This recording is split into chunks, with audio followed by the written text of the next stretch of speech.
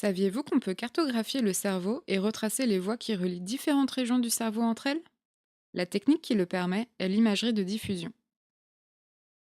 Le cerveau est un organe constitué à 75% d'eau, de la taille et d'apparence d'un chou-fleur. Il contient entre autres des cellules nerveuses appelées neurones. Le rôle des neurones est de transmettre une information entre deux régions proches ou éloignées. La forme d'un neurone peut être comparée à celle d'un arbre.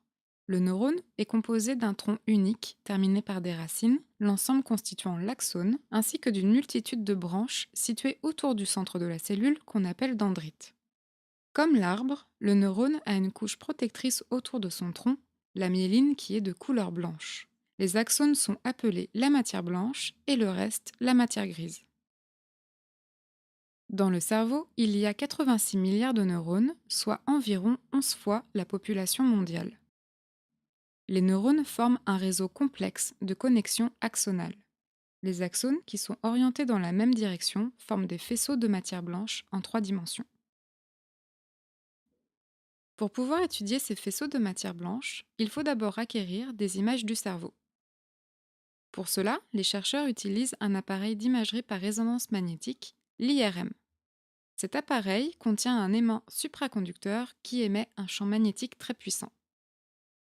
Grâce à cet aimant, on peut détecter la diffusion des molécules d'eau, c'est-à-dire leur mouvement spontané. Certaines parties du cerveau ne contiennent aucun obstacle à la diffusion des molécules d'eau, qui se déplacent alors librement. Par contre, dans la majeure partie du cerveau, la diffusion des molécules d'eau est fortement contrainte par la membrane des axones. La direction de diffusion des molécules d'eau indique alors la direction des axones.